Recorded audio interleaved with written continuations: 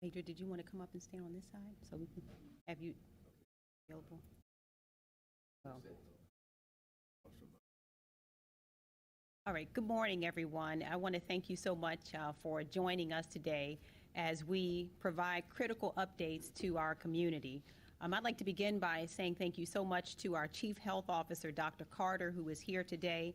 I want to thank him and all of our colleagues at the Health Department who are doing their level best to track these cases, inform the community, and hopefully save lives. I'd like to also thank all of our county government employees who have continued working so hard over the last few weeks to ensure that critical services for our residents continue to be uninterrupted, even during these really difficult times. And I'd like to say a very heartfelt thank you to Prince Georgians who have done their part to social distance, to stay informed, and to help us to prevent the further spread of this virus.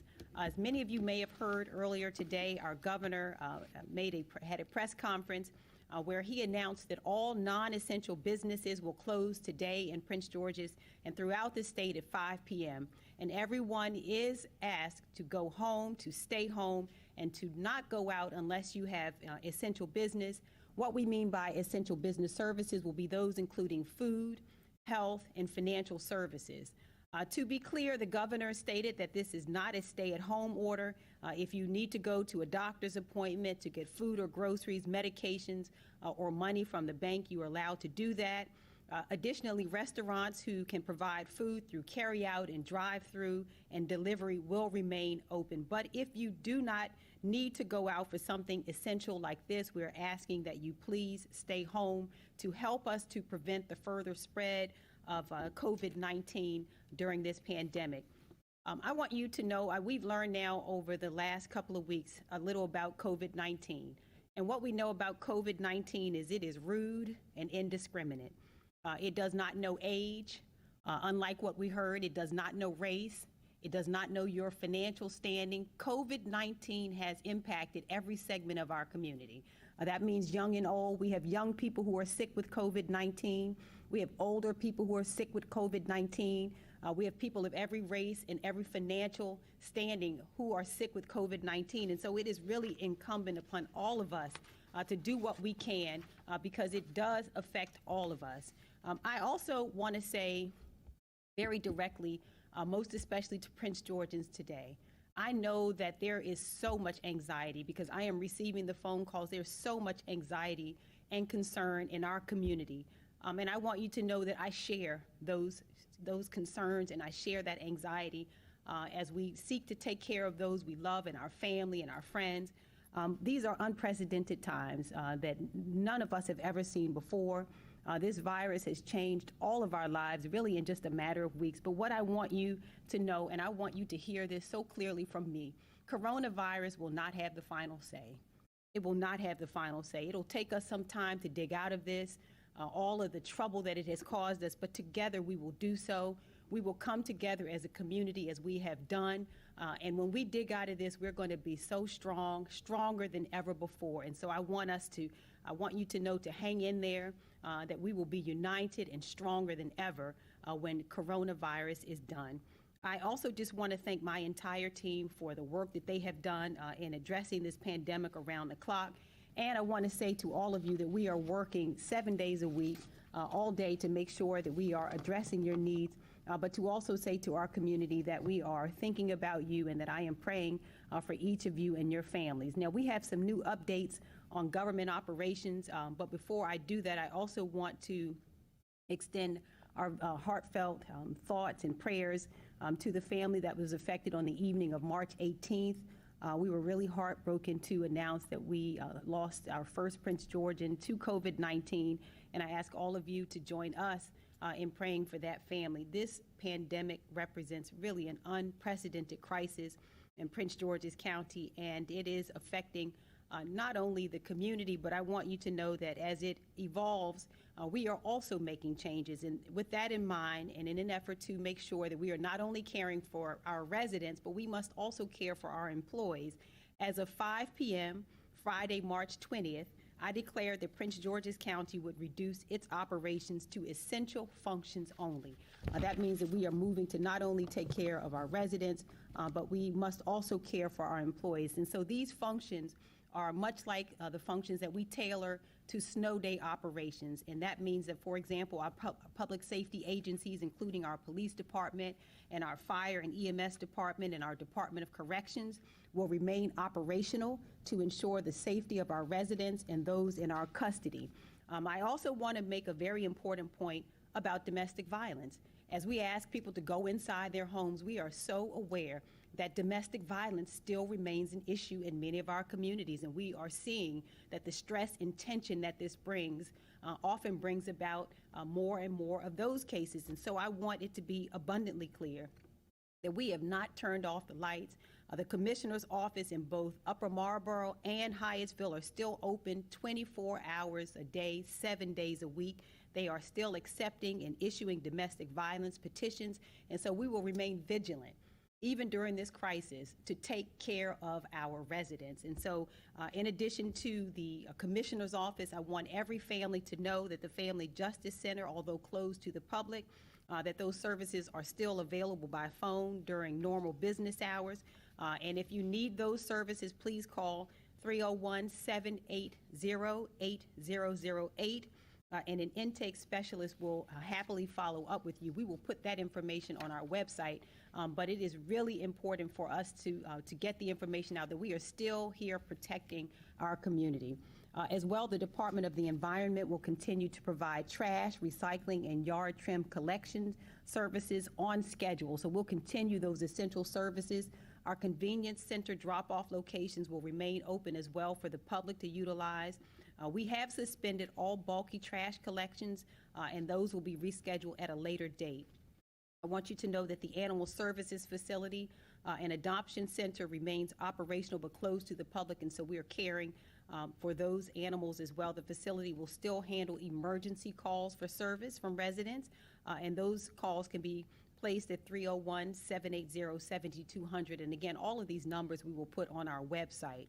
Our Department of Family Services, in conjunction with our Department of Public Works and Transportation, will continue to deliver those critical meals that our seniors need as a part of our senior nutrition program, whose participants began receiving those meals last week. We've delivered enough meals for 7 days to our seniors. We've been delivering them to their homes, and we will continue to make sure that those needs are cared for, as well as we are continuing to operate through the Department of Public Works and Transportation, essential paratransit services, including medical appointments, trips for dialysis patients, and senior trips for grocery shopping.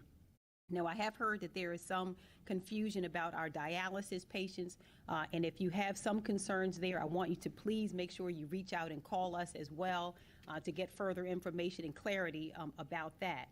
Our county's bus system, the bus continues to operate under reduced service, but has suspended a number of bus routes, which can be found. Those bus routes can be found on our social media platforms and on the government website, mypgc.us. You should know that the bus is not charging right now, that it is free to ride the bus. And also you should know that our 311 call center remains operational and will be there and ready to receive calls and concerns around the clock. And so that call center remains open, although we have suspended, again, bulky trash and other services like that. For our business community, you should know that our Department of Permitting, Inspections, and Enforcement will continue to provide essential review of licenses and permits, as well as essential inspection functions. And finally, as you can imagine, our health department will continue to operate, providing essential health and wellness services as we continue to work through this pandemic.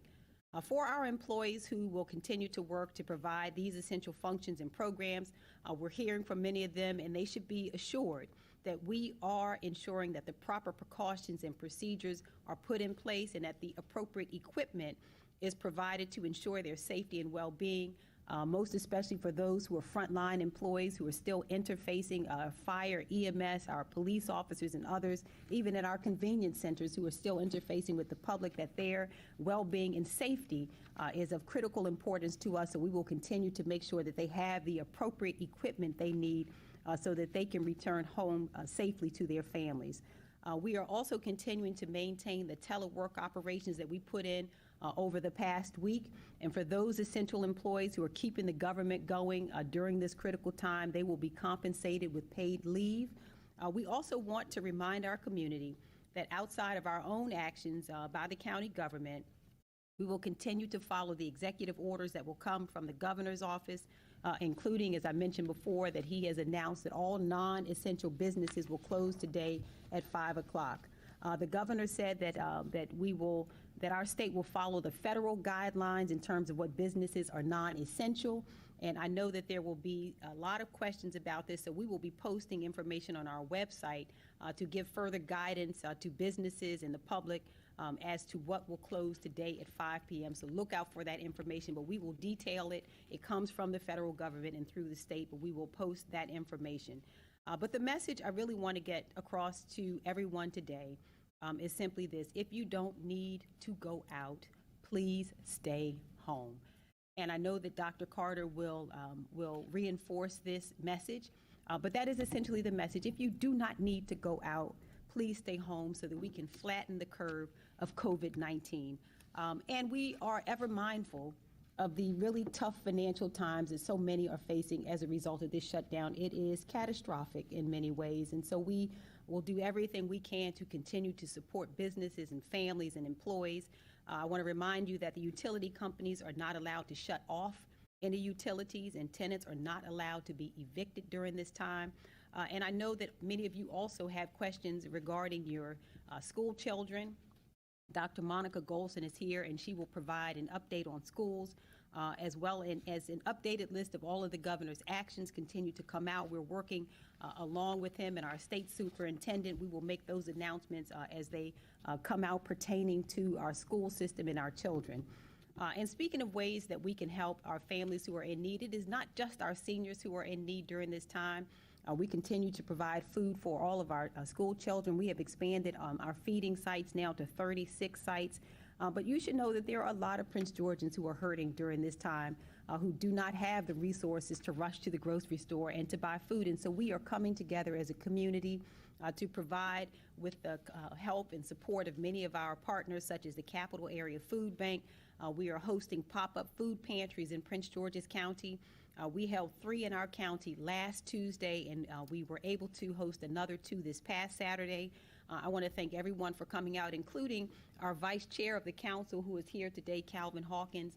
I want to thank him. He was personally there handing out meals at the pop-up site this past weekend and has just been on the ground really every day helping someone. And so I want to thank him and thank all of our colleagues on the council, as well as the other electeds who have come together to work with us. I hosted a phone call last night. We had a 2-hour-long conference call with all of our elected officials from across the county. 120 of them joined the call, and we are working in municipalities. We're working with the council. We're working with the state legislature. The senators and our delegates are all coming together to make sure that we are really serving all of our residents.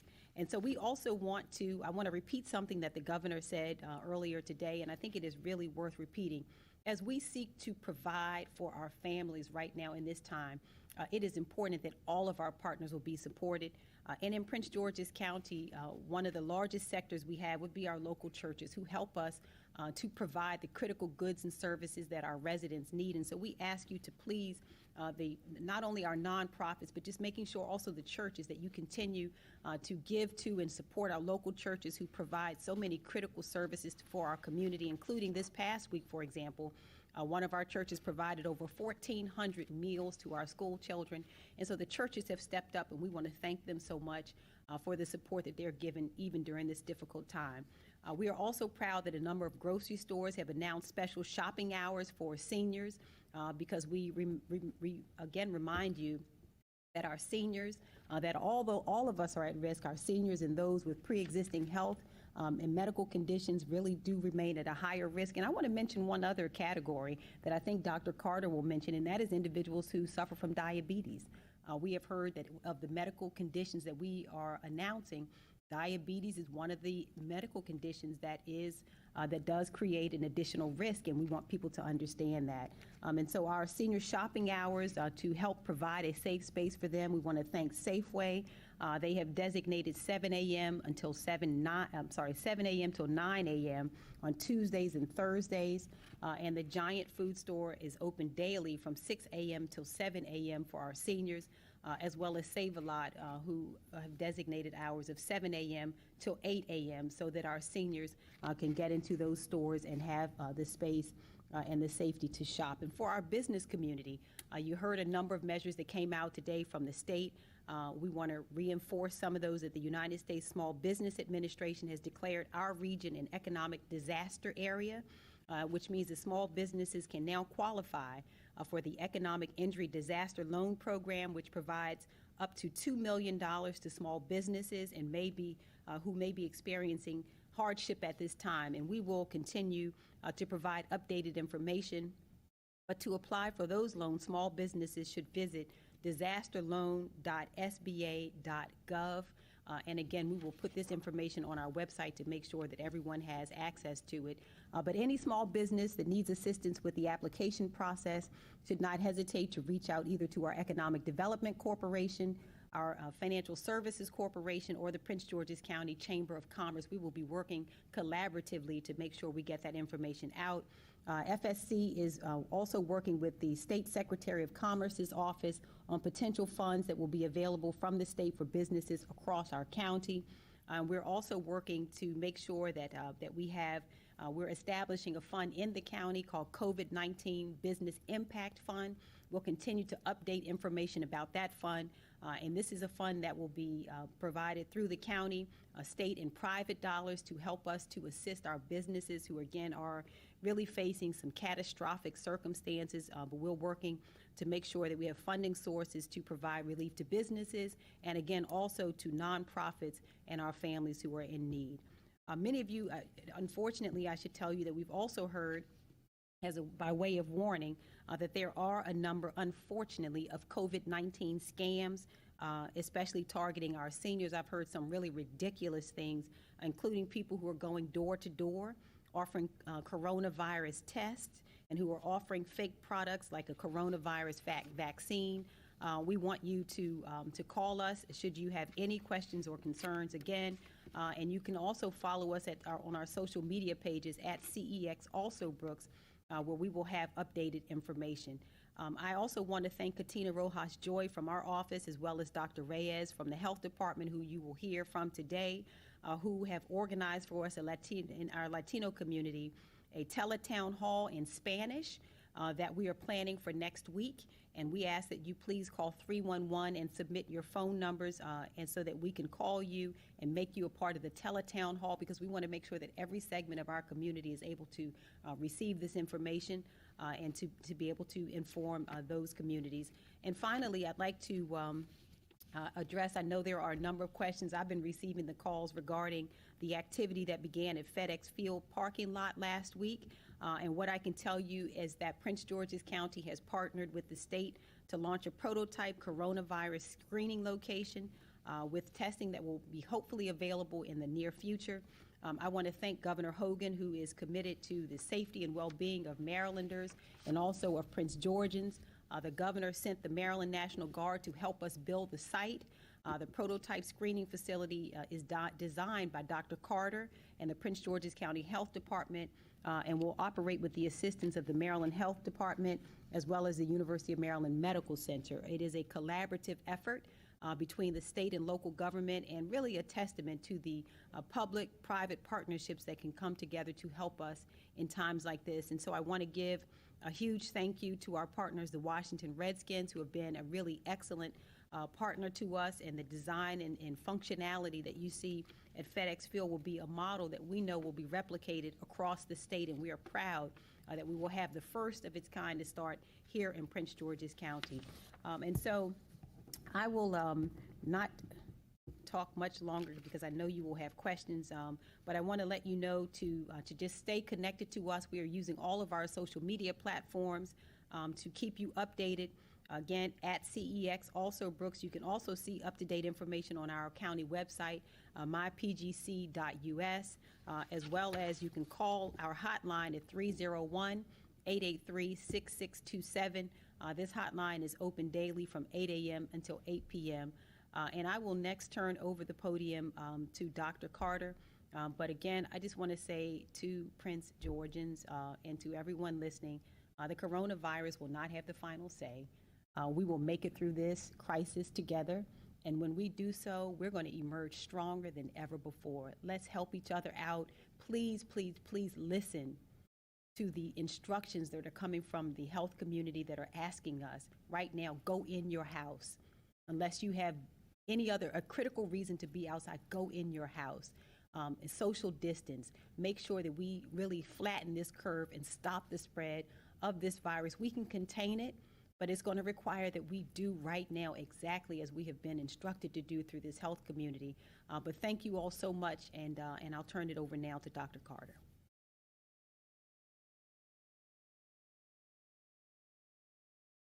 Good afternoon. It's such a pleasure coming behind the county executive because she said everything I just wanted to say. First, I want to provide just a quick quick update for you all about the coronavirus. Right now, there's 53 plus Prince George's County residents who've been confirmed with COVID-19.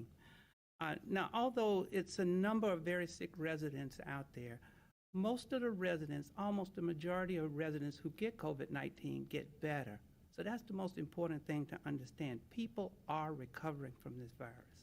So it's absolutely critical that we maintain the social distances, stay at home, so we can protect ourselves, but also those vulnerable, those very vulnerable seniors and those people who have immune compromise, people with diabetes, heart conditions, those people, kidney disease.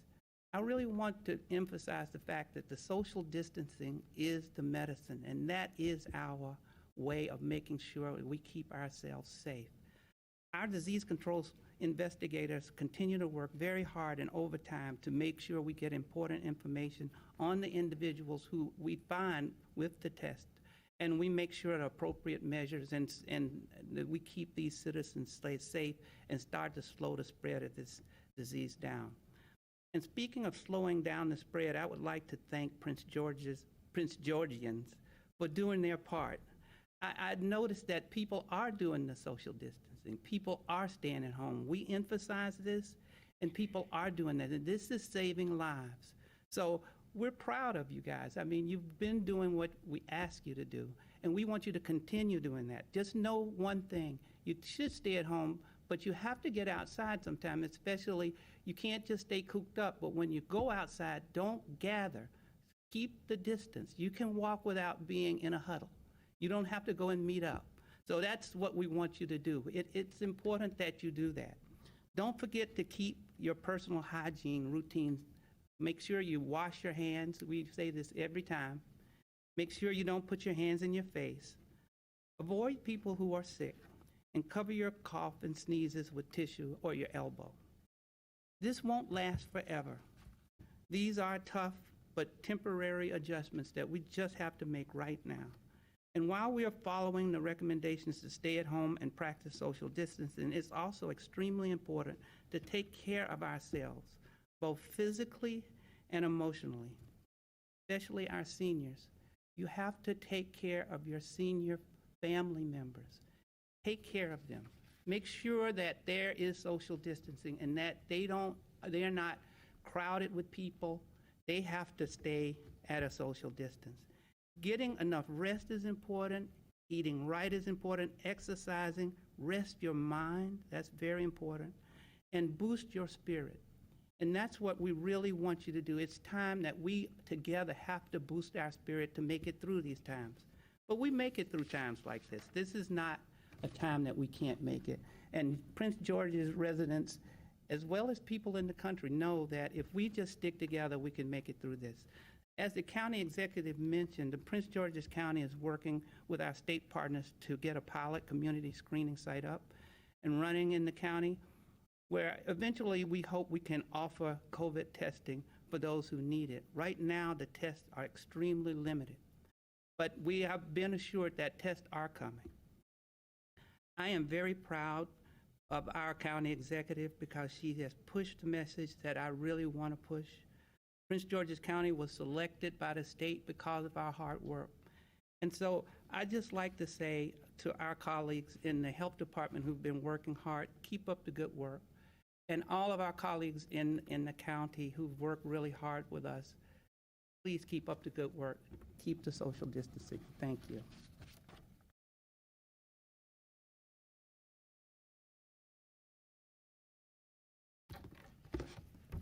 Good afternoon.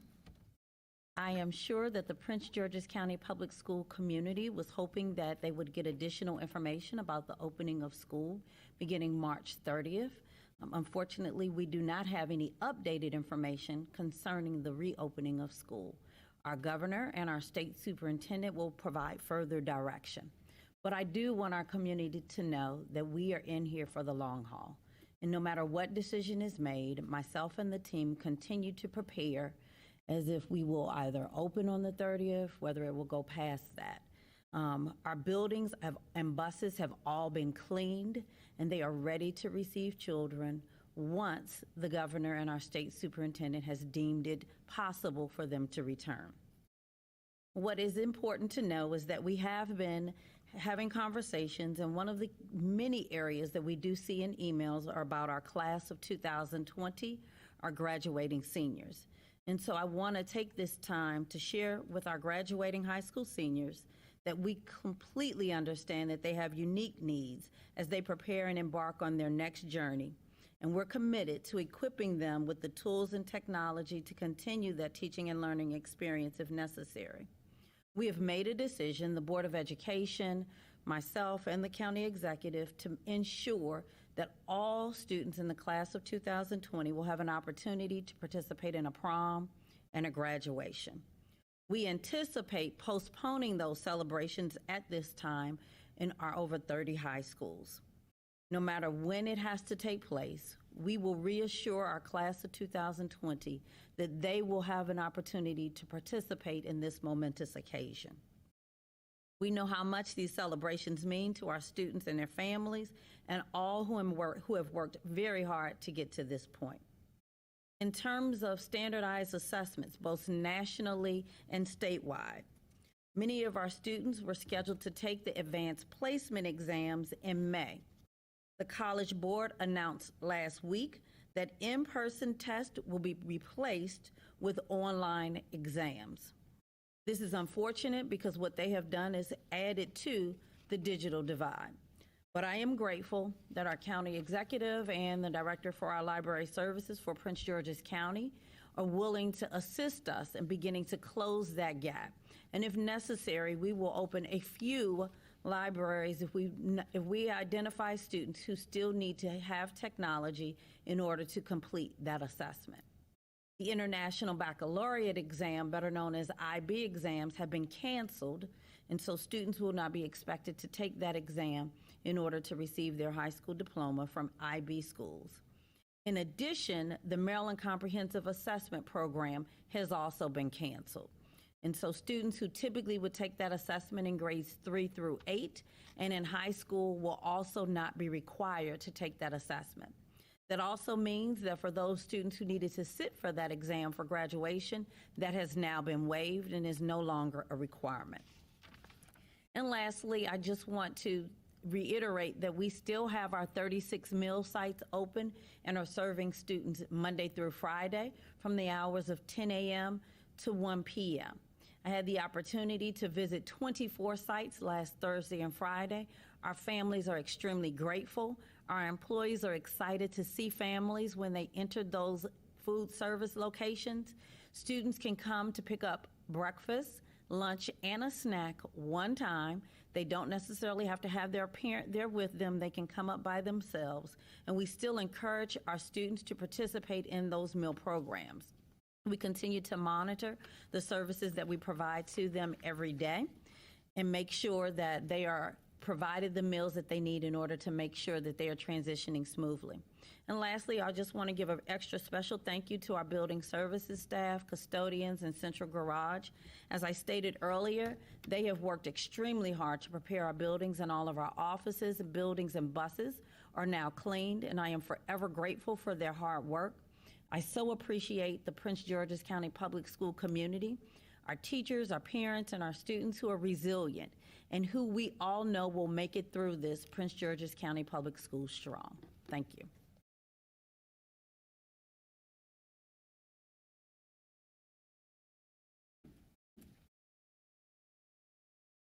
Muy buenos días a todos y a todas y gracias por la invitación de la señora Alsobrooks y el compromiso que ella tiene con la comunidad latina aquí en el condado de Prince George's. Queremos informarle a todos en el idioma español para toda la comunidad latina. Queremos que sepan que le agradecemos todo lo que está haciendo la comunidad para mantenerse a salvo. Seguir las indicaciones que se han presentado con respecto al lavado de manos, con respecto al aislamiento social, quedarse en sus casas, y con respecto a todas las indicaciones que se han dado aquí, que todos debemos que seguir para mantener nuestra salud en un estado óptimo. Queremos que sepan de que se están haciendo todos los esfuerzos para que todos estemos informados. Y hay llamadas que se pueden estar recibiendo a números que lo van a estar atendiendo en el idioma español. Esos números pueden ser el 301-583-3750. Ahí van a estar personas atendiéndolo en el idioma español que le van a estar ayudando y le van a estar refiriendo dónde pueden conseguir información para recibir datos donde pueden hacerse las pruebas próximamente en el condado de Prince George. Solo le queremos agradecer que se mantengan sintonizados, siempre van a estar recibiendo información en su lengua, porque el compromiso que tiene la señora Alsobrooks a los habitantes del condado de Prince George es genuino y quieren que todos estén informados. Muchas gracias.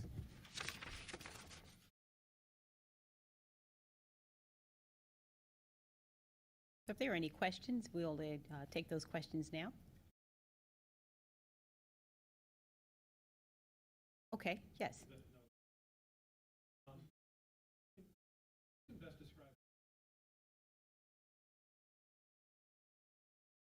Okay. Sure. Dr. Carter, can you answer that?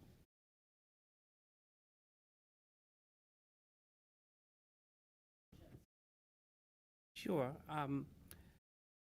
What we're establishing over at FedEx Field is a screening and testing site.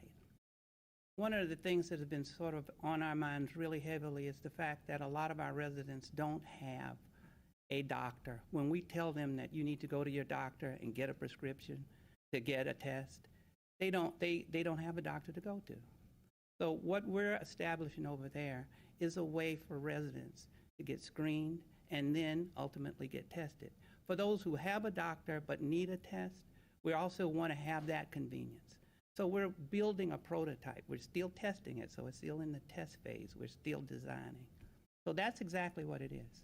And it's a partnership between the state, our county, the University of Maryland, and other partners that we can bring to the table that'll help us do this. Now, this prototype, when we test it and make sure it works, is something we can duplicate throughout the state. So that's why it's a state and county partnership, but it starts here, starts in Prince George's County.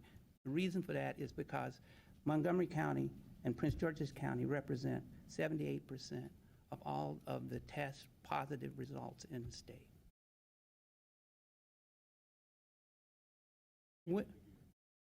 It'll come into gear. When will it come into gear? It'll start working when we have adequate number of tests. The governor and the county exec don't want to open it up unless we have enough test kits so that we can open, be continuous, and sustainable. We have, I don't even know how many we have right now. It's so few, it's less than, it's very few, it's very limited. I don't want to say until I check.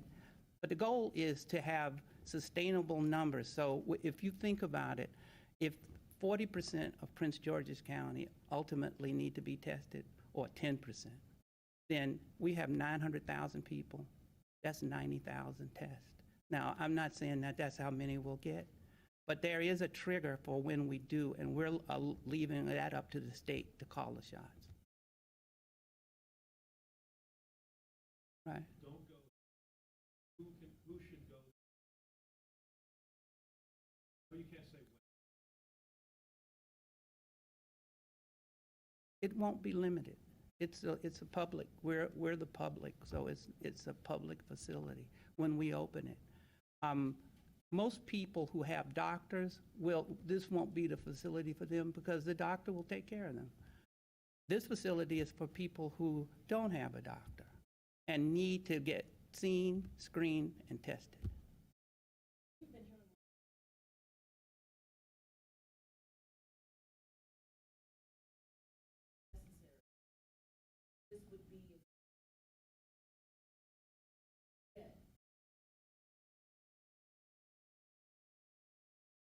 Well, it's gonna be open, so that could possibly be the case.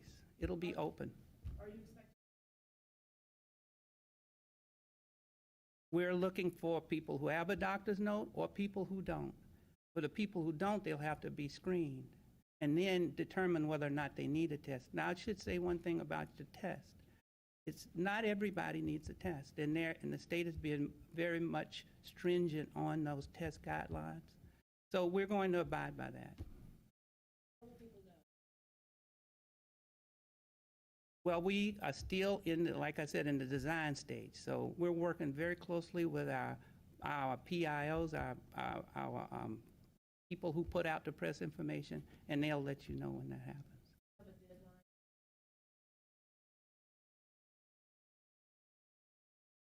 If we had the test kits today, we would have it up today. I mean, we would be testing it today and have it up tomorrow. But because we don't have all the test kits we need, we have to pause it until we get enough test kits. From the state.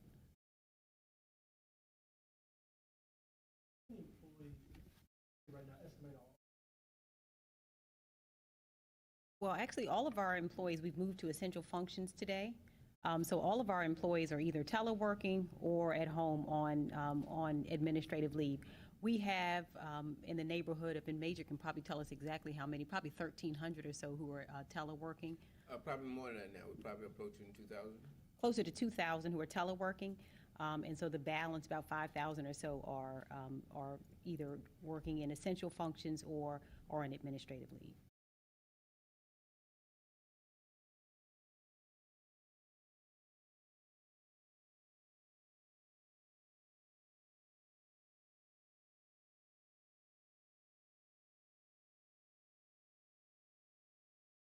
So one of the things we heard last night on the call that we hosted with the electeds throughout the county is that there is some concern about local parks, some of them that are operated through Maryland National Capital Park and Planning. Now, we want people to be outside, as Dr. Carter said, taking walks, riding bicycles, staying healthy. We do not want them congregating at these various parks, and we do not want kids, for example, on playground equipment. That is dangerous, and so those are the areas that we want people to please refrain from going to, and we do not want people congregating in these spaces. And so there's a difference between just kind of walking out on a trail where you are able to social distance and people who are congregating. We don't want people congregating, hosting block parties and that kind of thing at these parks. We want people to take advantage of, they do need to get exercise. But we do not want them at these Maryland National Capital Park and Planning facilities congregating.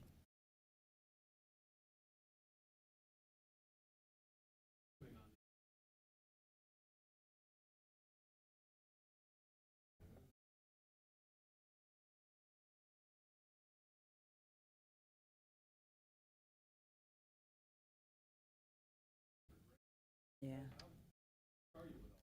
Thanks for that question. We actually would have to wait for Maryland State Department of Education to provide guidance. So whatever is determined is one that will affect all local education agencies throughout the state of Maryland. What we won't do is make a decision that's separate from all the other local education agencies. We will all be in the same boat together. We don't have that information yet, but I am grateful that I do every Monday, Wednesday, and Friday have conversations with the other superintendents and the state superintendent, and we kind of talk through what this could potentially look like and ways that we could continue to reach out to our community.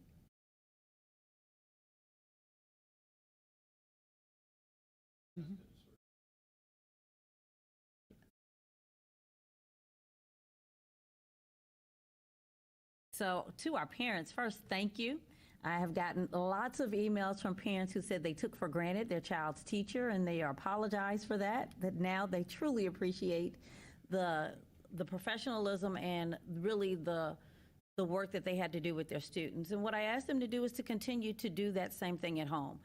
We take for granted the ability to read every day, and there are books in our homes, and students can now use, if they have technology or a book in their home.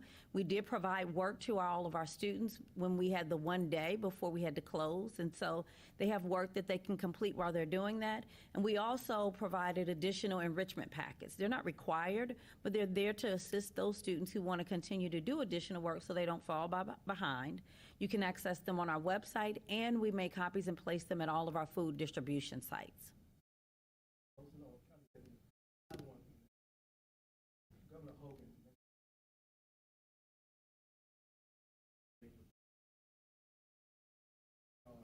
individuals who are temporarily laid off pay for their holiday. Obviously, that's a state money raise. Should these centers be charging people during this time? So I don't know, I won't answer that piece of it. What I will say is that the county executive and I actually talk about the daycare centers every day. We just talked about it less than an hour ago. And the direction that I have received from the state superintendent is that there will be daycare centers set up. They will be established to assist those essential workers who have to go to work. I don't believe that the expectation is that they will be charged, but I'm not the one who will ultimately make that decision. They are now doing a survey of who could actually facilitate and lead those daycare centers. Once I have that information, I will definitely share it with our county executive. I don't know if you have anything to add. You're fine? Okay.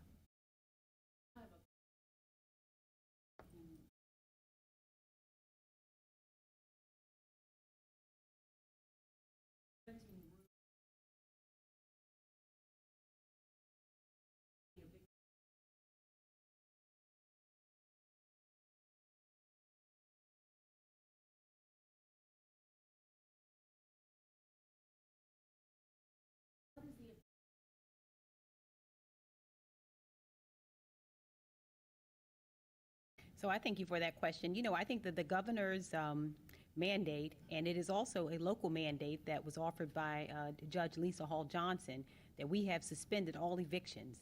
We do not want people to be cast from their homes during this important time.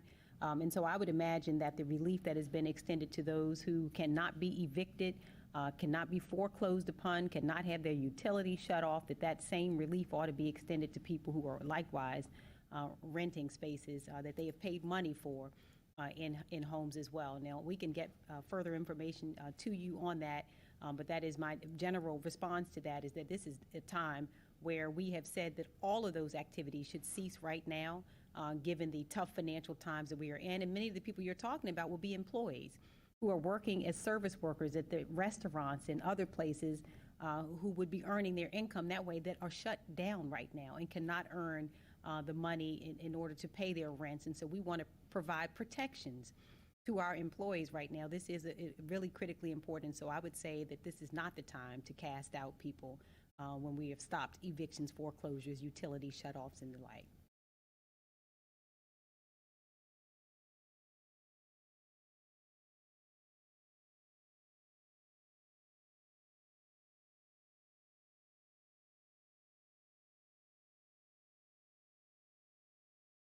We want everyone to practice safe practices. It is similar to how we are treating our employees here in the county government. You heard me make a very direct comment about the fact that everyone's safety is important. That is not just our residents, but those are our workers, be they work in the county government or in private business. This is the mandate, is that we are doing what we can to protect life and limb. to provide safe circumstances. That's why the buses have called back some of the bus transportation routes. We're making sure that in every area, we're providing protection for those who are still providing critical services, even as some of us have gone home. I didn't want to.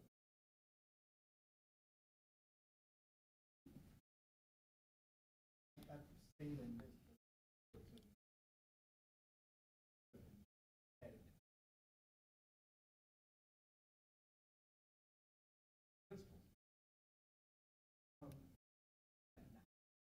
Message educators and parents who may not have the resources. Thank you for that question. So on March 13th, when our state superintendent announced that we would be closing for 2 weeks, the directive that was given was for us to provide work for students to do within that 2-week time period. We are not requiring that our teachers do lessons during that 2-week time period. We are literally functioning as if these 2 weeks there has been a school closure, with the exception of schools being opened in order to make sure that they were sanitized and disinfected and cleaned upon student arrival. That expectation exists across the state. But what that doesn't do, it doesn't mean that teachers have not reached out to their students or created lessons or tried to reach out to them through technology.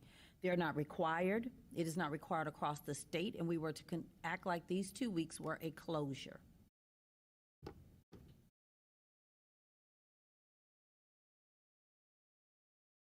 All right, thank you all so much.